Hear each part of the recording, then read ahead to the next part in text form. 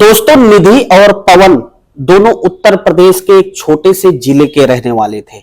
निधि जिसने अभी जवानी की दहलीज पर अपना पहला कदम रखा था, कहने का मतलब निधि अब 16 साल की हो चुकी थी और पवन की उम्र करीब 18 साल की थी। दोनों की दोस्ती उसी जिले के एक हॉस्पिटल में होती है।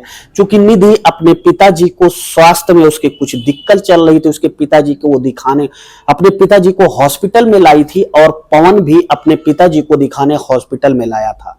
दरअसल दोस्तों, होता ऐसा है कि जब निधि और पवन अपने अपने पिताजी को हॉस्पिटल में दिखाने पहुंचते हैं तो जो हॉस्पिटल वाले उनको बेड अलॉट करते हैं, दोनों को पिताजी को एक ही रूम में दोनों को बेड अलॉट किया जाता है और डॉक्टर बताते हैं कि इन दोनों को एक जैसी ही बीमारी है और दोनों को कम से कम 3-4 दिन हॉस्पिटल में रहना होगा।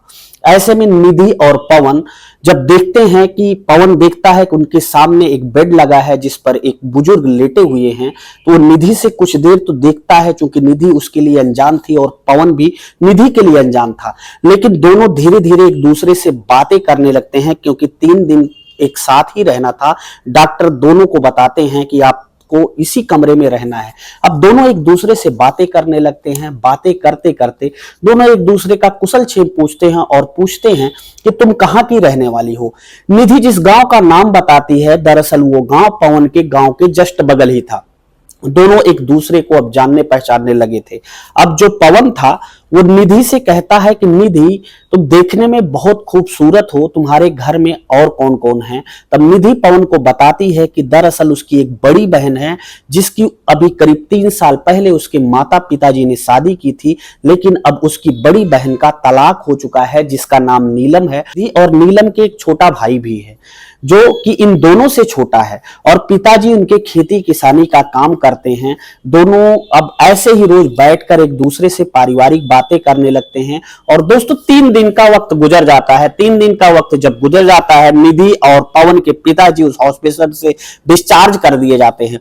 डिस्चार्ज करने के बाद अब पवन निधि के घर जाने लगा था और निधि के पिताजी जब ये सब देखते हैं कि पवन का इस समय घर में आना जाना बहुत ज्यादा है, क्योंकि निधि और पवन एक ही जाति से आते थे, इसलिए अब पिता के ऊपर संपूर्ण जिम्मेदारी थी कि निधि अब जवान हो चुकी है। जो बड़ी बेटी थी जिसका नाम नीलम था, उन्होंने उसकी 3 साल पहले शादी कर दी थी, लेकिन पारिवारिक वैमनस्यता के कारण नीलम अपने ससुराल में ज्यादा दिन तक नहीं रह सकी और 6 महीने पहले ही नीलम का उसके ससुराल पक्ष से और उसके पति से पूर्ण रूप से तलाक हो चुका था। अब निधि की शादी करने की बारी थी, लेकिन पिता ने जो नीलम के यानी कि बड़ी बहन के शादी में कर्जा ले रखा था, वही कर्ज चुकाने में वो अक्षम थे। अब ऐसे में चूंकि निधि बड़ी हो चुकी थी और निधि की भी शादी की जिम्मेदारी घर परिवार वालों पर यानी माता पिता पर आ चुकी थी और उस छोटी सी खेती के भरोसे वो लोग उसकी शादी करने में अक्षम थे। ऐसे में उसके पिता को लगता है निधि के कि क्यों ना हम ये शादी पवन से कर दें। अब निधि की शादी पवन से कर दी जाती है। इन दोनों की दोस्ती जो एक अस्पताल से शुरू हुई थी वो दाम्पत्य सूत्र के बंधन में बन जाती है। दोनों पति पत्नी के रूप में अच्छा खासा रहने लगते हैं। अब धीरे धीरे दोस्तों 2-4 साल का समय गुजर जाता है और इन दोनों के 2 नन्हे नन्हे बच्चे हो जाते हैं। लेकिन इन नन्हे नन्हे बच्चे होने के बाद दोनों में आपस में रिश्तों में खटास आने लगती है। वो आए दिन देखता था कि निधि उसकी पत्नी, जो कि उसकी दोस्त थी, जो कि उसका पहला प्यार थी, जो कि उसकी दुल्हन बनकर आई थी, दोनों में इतनी अच्छी खासी बनती थी, लेकिन बच्चों के पैदा होने के बाद दोनों में वैमनस्यता अब बढ़ती ही चली जा रही है। इस चीज का निवारण चाह रहा था, लेकिन पवन को लगता था कि इस चीज का निवारण अब संभव नहीं है, क्योंकि दोनों के बीच में वैमनस्यता बढ़ गई थी। एक दिन जैसे ही पवन अपनी ड्यूटी के लिए निकल रहा था, उसने निधि से कहा कि निधि, मेरे लिए जो तुमने लंच बॉक्स तैयार किया है वो लंच बॉक्स मुझे दे दो। निधि कहती है कि मैंने तुम्हारे लिए लंच तैयार कर दिया है, तुम क्या लंच बॉक्स भी नहीं ले सकते हो। अचानक पवन को गुस्सा आ जाता है और पवन की माँ बाहर निकलती है और कहती है कि बेटा, मैं तुम्हारे लिए लंच बॉक्स लेकर आई हूं जो निधि ने किचन में रखा था। अब निधि जब जैसे ही देखती है कि पवन की माँ उसका टिफिन बॉक्स लेकर आ रही है, वो उसकी माँ के ऊपर भड़क जाती है और उस माँ को भला बुरा कहने लगती है। अब चूंकि पवन अपनी ड्यूटी पर जाने वाला था, उसे बहुत तेजी से गुस्सा आ जाता है और अचानक वो अपनी पत्नी निधि को 1-2 तमाचे खींच देता है और जैसे ही ये तमाचे निधि के गाल पर रखते हैं, निधि काफी तेजी से वहां पर रोने लगती है और फिर पवन अपनी बाइक स्टार्ट कर कर अपनी नौकरी पर चला जाता है जहां पर वो नौकरी करता था। दोस्तों जैसे ही वो रोकर अब फुर्सत पाती है वैसे सीधा वो अपने माँ के पास फोन मिलाती है और अपने माँ से पूरी घटना के बारे में बताती है कि उसके पति पवन ने उसे कैसे मारा। दोस्तों उसके बाद निधि की माँ ने जो किया उसे सुनने के बाद, उसे जानने के बाद आप भी यही कहेंगे कि हर माँ को अपनी बिटिया के साथ ऐसा ही करना चाहिए। आखिर निधि की माँ ने निधि के साथ क्या किया कि उसकी पूरी जिंदगी पटरी पर आ गई। दोस्तों कहानी बहुत ही जागरूक करने वाली और दिल को छू लेने वाली है। कहानी में आगे बढ़ने से पहले आपसे मेरा बस छोटा सा विनम्र अनुरोध है कि अगर अभी तक आपने चैनल को नहीं सब्सक्राइब किया है दोस्तों, तो चैनल को सब्सक्राइब करके साथ में लाल बेल आइकन की बटन को प्रेस कर लेना कि जब भी मैं ऐसी सामाजिक और दिल को छू लेने वाली कहानियां आपके अपने इस चैनल डीडी स्टोरी स्टेशन पर अपलोड करूं तो उसका नोटिफिकेशन सबसे पहले आपको मिल जाए। दरअसल दोस्तों जब पवन उसे तमाचा मार देता है और उसे लगता है कि पवन ने उसे के ऊपर आज तक हाथ नहीं उठाया, लेकिन अब पवन हाथ उठाने लगा है, तब वो पहले तो काफी रोती है और रोने के बाद फिर अपनी माताजी को फोन करती है और अपने माताजी से कहती है कि माँ मैं अब पवन के साथ अपनी जिंदगी नहीं बसर कर सकती हूँ, मैं पवन के साथ आगे की जिंदगी नहीं काट सकती हूँ। क्योंकि पवन और निधि जब दोनों आपस में लड़ रहे थे, वो अपनी पत्नी निधि को 2-3 तमाचे मारता है, तब भी निधि उसे बार बार बोली जा रही थी, जिससे पवन का गुस्सा और भी ज्यादा भड़क जाता है। पवन कहता है कि मैं जब वापस आऊं अपनी ड्यूटी से तो तुम सीधा यहां पर मत मिलना, तुम अपना झोला बस्ता लेकर यहां से सीधा भाग जाना। बच्चे मेरे हैं, बच्चों को छोड़ देना, बच्चों की परवरिश मैं कर लूंगा, बच्चों की परवरिश में मुझे कोई दिक्कत नहीं है। अपने माँ से ये सब बताती है कि माँ मेरे पति ने मुझे कहा कि तुम यहां से भाग जाना, माँ मैं ऐसा कर रही हूं, अपने दोनों बच्चों को लेकर, अपने जो भी कपड़े हैं जो भी सामान है उनको लेकर मैं आपके पास आ जा रही हूं। अब जब माँ ये सब बातें फोन पर सुनती है तो उसे एक बार दुख जरूर होता है, क्योंकि हर माँ ये चाहेगी कि उसके बेटा हो या बेटी हो उसके ऊपर कोई जुल्म ना हो, उसके ऊपर कोई ज्यादती ना करे। लेकिन माँ आगे बढ़ के उसे फोन पर ही समझाती है कि बिटिया ये तुम्हारा मायका है, ये भी तुम्हारा कभी ना कभी घर था, लेकिन ओरिजिनल में वास्तविक में तुम्हारा घर अब तुम्हारी ससुराल ही है। ऐसे में तुम ये कदम मत उठाओ। क्या तुम अपनी बड़ी बहन नीलम को नहीं देख रही हो? नीलम भी तो आज तलाकशुदा पत्नी बनकर अपने घर पर, यहाँ तुम्हारे घर पर अपने मायके में भी आकर बैठी है और ऐसे में उसको पूछने वाला अब कोई नहीं है। ऐसे में ऐसा कदम मत उठाओ। तुम्हें 1-2 दिन के लिए आना है तो पति पत्नी में गुस्सा होता रहता है, शायद ही कोई पति पत्नी होता होगा जिनमें झगड़ा ना होता हो, वैसा ही तुम में हुआ है। तुम्हारा पति तुम्हारा अपना है, तुम्हारी ससुराल तुम्हारी अपनी है, तुम्हारे सास ससुर तुम्हारे अपने हैं और तुम्हारे बच्चे भी तुम्हारे अपने हैं। ऐसे में ऐसा निर्णय लेना बुद्धिमानी की बात नहीं है बेटा। वो अपने बेटी को यानी कि निधि को बहुत समझाती है, लेकिन निधि गुस्से से पूरी तरीके से काफूर थी।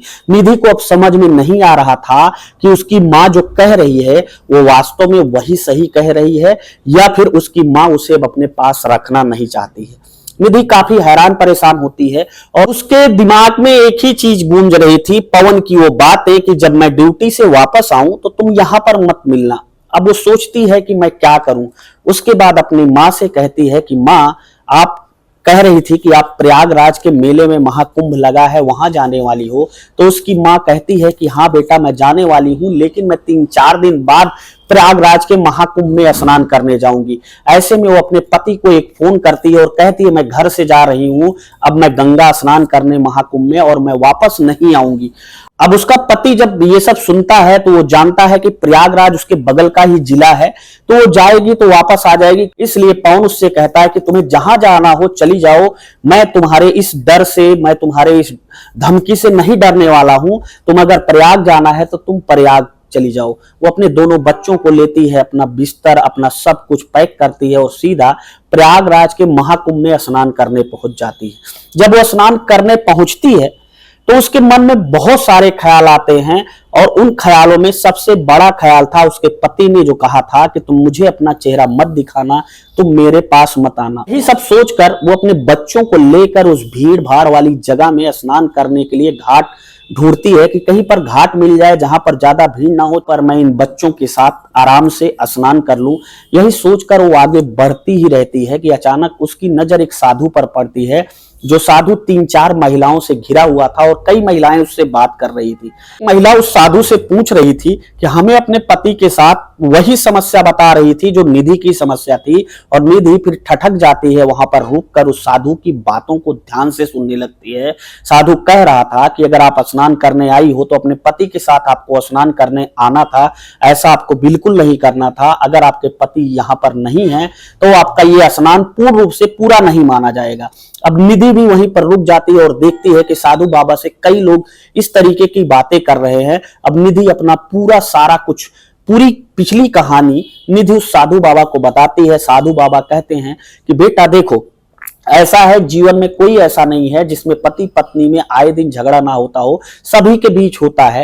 ये आपस का रिश्ता है, बहुत ही पवित्र और बहुत ही नाजुक डोर का रिश्ता है। ऐसे में तुम्हें ऐसा नहीं करना चाहिए था। तुम्हें अगर स्नान करने आना था तो तुम अपने परिवारीजन यानी अपने पति के साथ यहाँ पर आ सकती थी। निधि सोचती है कि उसने वास्तव में गलत किया। अब वो आगे बढ़ती है। आगे बढ़ने के बाद जब वो स्नान करने के लिए जाती है तो उसके मन में ख्याल आता है कि क्यों ना मैं अपनी जिंदगी खत्म कर दूं अपने दोनों बच्चों के साथ। लेकिन वो उस बाबा की बातों को बड़ा ध्यान से सोचते हुए आगे बढ़ती जाती है और उधर उसके कानों में वही फिर से गूंज रही थी बातें उसके पति पवन की कि तुम मुझे दोबारा दर्शन मत देना, तुम दोबारा मेरे घर पर दिखाई मत देना। इन सब बातों को सुनकर वो आगे बढ़ ही रही थी कि अचानक एक जगह पंडाल में प्रवचन चल रहा था और इत्तेफाक और संयोग देखिए, वहां पर वो अपने दोनों बच्चों को ले जाकर इत्मीनान से प्यार से प्रवचन सुनने लगती है। अपने बच्चों को दोनों को भोजन कराती है। वहीं पर भंडारा चल रहा था। भंडारे में भोजन कराने के बाद जब वो प्रवचन सुनने फिर से बैठती है तो अचानक से एक साधु से समझाता है कि बेटा तुम गलत रास्ते पर हो, तुम सही रास्ते का चुनाव करो और तुम यहाँ पर क्यों आई हो। अब वो साधु बाबा को देखती है तो उसे लगता है कि जैसे उसे भगवान समझाने आ गया हो। और फिर कुछ देर बाद जब प्रवचन स्टार्ट होता है, प्रवचन में जो गुरुजी प्रवचन कह रहे थे वो भी वही बातें समझा रहे थे कि पति पत्नी के रिश्तों को कैसे मजबूती के साथ, कैसे पवित्रता के साथ, कैसे अच्छे से चलाया जाना चाहिए और कैसे हमें क्या नहीं करना चाहिए। वो काफी देर सुनती है और काफी देर सुनने के बाद अब वो पूरी तरीके से मन बना चुकी थी अपने पति के पास जाने का। अपना बैग वगैरह लेती है और सीधा अपने पति के घर पहुंच जाती है। करीब दोपहर के 11 बजे जब वो घर पहुंचती है तो उसका पति जो होता है पवन, वो अपनी ड्यूटी पर जा चुका होता है। अब जब वो ड्यूटी से वापस आता है तो देखता है कि उसकी पत्नी और उसके दोनों बच्चे घर पर पहुंच चुके हैं। दोनों बच्चे उसे पापा पापा कह के गले से लगाते हैं।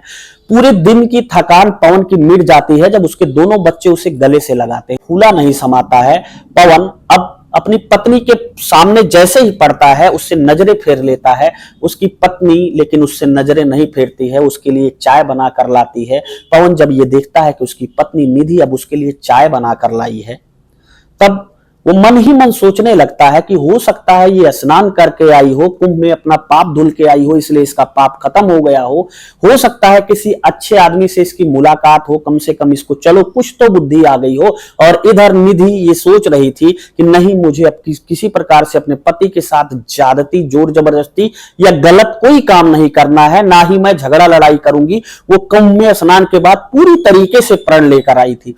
अब पवन सोच ही रहा था कि अचानक कहती है कि अब खाना खाएंगे, क्या खाएंगे बताओ, मैं बना लेती हूँ। अब पवन यही सोच रहा था कि गजब हो गया, आज तो सूरज लग रहा है पूरब की जगह पश्चिम में निकल रहा है, कैसे हो गया। लेकिन फिलहाल वो कहता है कि मैं जो बना लो वही खा लूंगा। कुछ देर बाद उसकी पत्नी निधि उसके लिए खीर बना कर लाती है, क्योंकि खीर जो है वो पवन की बहुत ही लजीज व्यंजनों में था, लजीज खाने में था, उसका फेवरेट था। पवन जैसे ही खीर देखता है वो अपने पत्नी निधि से कहता है, निधि तुम्हें कैसे पता था कि मैं आज खीर खाने वाला हूं। तब उसकी पत्नी उससे कहती है कि निधि कि मैं तुम्हारे साथ इतने दिन से रह रही हूं, मैं तुम्हारे रग रग से वाकिफ हूं। तब पवन उससे कहता है कि जब तुम रग रग से मेरे वाकिफ हो तो तुम मुझसे झगड़ा क्यों करती हो। तो वो चुप हो जाती है और फिर पवन इत्मीनान के साथ, आनंद के साथ भोजन ग्रहण करना शुरू करता है। और जैसे ही वो भोजन ग्रहण करना शुरू करता है वैसे देखता है कि एक प्लेट में उसकी पत्नी भी अपने लिए भोजन निकाल कर लेकर आ रही है। अब दोनों पति पत्नी साथ में बैठकर बड़े इत्मीनान से, बड़े प्रेम से भोजन करना शुरू करते हैं और दोनों आपस में बातें करना शुरू करते हैं उस दिन की जब उनकी दोनों की झगड़ा हुई थी। पवन उस दिन की बातों को याद करके कहता है कि तुम उस दिन काहे को गुस्सा हो गई थी जब माताजी मुझे लाकर टिफिन बॉक्स दे रही थी, मेरा लंच बॉक्स दे रही थी, तो तुम्हारा बोलने का कोई तुक ही नहीं था। तब वो कहती है कि अब तो माफी दे दीजिए, अब उन बातों को भूल जाइए, अब नए सिरे से मैं अपनी जिंदगी शुरू कर चुकी हूं। अब पवन को लगता है कि यार मैं भी जो बोल रहा हूं कुछ ज्यादा ही बोल रहा हूं, मुझे इतना ज्यादा नहीं बोलना चाहिए, मुझे शांति के साथ समझौता कर लेना चाहिए और पत्नी की हाँ में हाँ मिलाना चाहिए। वो अपने आप को माफ करता हुआ पवन निधि से कहता है कि निधि मुझसे गलती हो गई, मैं इस चीज पर माफी मांगना चाहता हूं। उस दिन जो मैंने किया उसका पछतावा मुझे पूरे ऑफिस में और रास्ते में मैं जब ऑफिस जा रहा था वहां तक हुआ, और मैं ये सोच रहा था कि मैं भी कभी कभी गुस्से में बहुत आवेश में आ जाता हूं और आवेश में मुझे ऐसा कदम नहीं उठाना चाहिए कि चलो ठीक है कोई बात नहीं, जो हुआ वो हुआ, अब से हम दोनों गलती नहीं करेंगे। और दोनों अपनी अपनी गलतियां मान लेते हैं। दोनों को हुई गलतियों का, जो उन्होंने 2-4 दिन पहले गलतियां की थी, उनका पश्चाताप हो चुका था। दोनों एक दूसरे से गले लगते हैं और जैसे ही दोनों एक दूसरे से गले लग के मिलते हैं, दोनों भावुक होते हैं। भावुक होते ही देखते हैं कि उनके दोनों बच्चे आ जाते हैं। दोनों मम्मी पापा कह के दोनों एक माँ को, एक पिताजी को चिपका लेता है। पूरा परिवार आनंदमय हो जाता है और जब इस पूरे परिवार के आनंदमय पलों को उनकी बूढ़ी माँ देखती है तो वो भी बहुत खुश हो जाती है और फिर कहती है कि कोई बात नहीं, देर से आए दुरुस्त से आए, सुबह का भूला अगर शाम को घर आ जाए तो उसे भूला नहीं कहते हैं। तुम लोग ऐसे ही हंसी खुशी से अपना जीवन यापन करो। और माताजी अब पूरे परिवार को एक बार बुजुर्ग होकर आशीर्वाद देती हैं और ये पवन और निधि दोनों अपना जीवन अपने बच्चों के साथ आनंदमय तरीके से जीने लगते हैं। तो दोस्तों ये थी आज की पूरी कहानी। उम्मीद है कहानी से आपको कुछ न कुछ सीखने को जरूर मिला होगा। दोस्तों इस कहानी में आपने सुना कि अगर माँ ने उस बिटिया को, अपनी निधि को, जब उसने फोन कर कर सारी बातें अपने ससुराल पक्ष की, अपने पति की, अपनी माँ को बताई, अगर माँ ने ना रोका होता तो शायद जीवन दोनों का बदल चुका होता, क्योंकि एक बेटी पहले से ही तलाक लेकर घर में बैठी है, ऐसे में दूसरी भी आ जाती और उसका भी जीवन जो है वो नरक बन जाता। और वो भी कुछ दिन बाद हो सकता था कि बातें और बढ़ जाती, इन दोनों के बीच में भी तलाक हो जाता। लेकिन वहां पर निधि के माँ ने बहुत सही फैसला लिया कि जो बिटिया को आगे ना बढ़ाते हुए, उसको मायके ना बुलाते हुए कहा कि बिटिया अपने पति से तुम समझौता कर लो, अपने पति के साथ प्यार से रहो। दूसरी बात ये कि यहाँ इस कहानी में आपने सुना कि माँ ने जब मना कर दिया, यानी कि माँ जो होती है वो भगवान का रूप होती है, और जब भगवान ने मना कर दिया यानी कि भगवान खुद नहीं चाह रहे हैं कि तुम उस गलत रास्ते पर चलो। और फिर वो आगे के जितने रास्ते में, जब उसने महाकुंभ में स्नान किया तब भी उसे भगवान किसी न किसी रूप में मिला। कहने का मतलब बस इतना सा है दोस्तों, और इस कहानी को सुनाने का जो मकसद था बस इतना था कि कई बार क्या होता है कि हमारी बुद्धि जो है वो भ्रांति होने के कारण, हमारी बुद्धि गलत तरीके से कारण या आवेश के कारण या गुस्से के कारण हम ऐसे फैसले लेने पर मजबूर हो जाते हैं, ऐसा फैसला ले लेते हैं जो हमारे जीवन के लिए ही नहीं बल्कि हमारे पूरे परिवार के लिए घातक सिद्ध होता है। कृपया करके ऐसे फैसलों में शांति के साथ, समझौते के साथ काम करें। अगर पति पत्नी ही नहीं बल्कि परिवार के किसी भी सदस्य से कोई अनबन है तो बैठकर आप प्यार से बात कर कर उसे बिना किसी से बताए, आपस में जिससे अनबन है उसी से बैठकर प्यार से बातें करके आपसी मुद्दे से, आपसी भाईचारे से, आपसी प्यार और सहमति से बड़े मुद्दे को सुलझाया जा सकता है और पारिवारिक और सामाजिक एकता बनाकर एक साथ रहा जा सकता है। तो पूरी कहानी के बारे में और निधि के माँ के बारे में, निधि के बारे में और पवन के बारे में क्या कहना है, अपने दिल की राय हमें कमेंट बॉक्स में जरूर बताएं। और अगली कहानी में मैं आपका नाम जरूर लूंगा। माफ कीजिएगा, मैं हर बार कहानी पढ़ते ही आपका कमेंट पढ़ देता हूं, लेकिन पिछली कहानी पर हमें सिर्फ एक कमेंट प्राप्त हुआ था जिनका नाम था श्रवण कुमार, जो कि उत्तर प्रदेश के हरदोई जिले के रहने वाले हैं। आप ये पूरी कहानी किस जिले से, किस राज्य से, किस प्रदेश से, किस गांव से, किस मोहल्ले से, कहां से देख रहे थे, ये भी हमें कमेंट बॉक्स में जरूर बता दीजिएगा, ताकि अगली आने वाली कहानी में हम आपका नाम जरूर लें। तो उम्मीद है कहानी आपको समझ जरूर आई होगी, कहानी आपको पसंद जरूर आई होगी। कहानी अगर आपको पसंद आई हो तो अपने कुछ जानने वाले इष्ट मित्र, दोस्तों, रिश्तेदारों को इस पूरी कहानी को शेयर कर देना। मिलता हूं ऐसी एक नई कहानी के साथ आपको जल्द ही। तब तक के लिए जय हिंद, वंदे मातरम।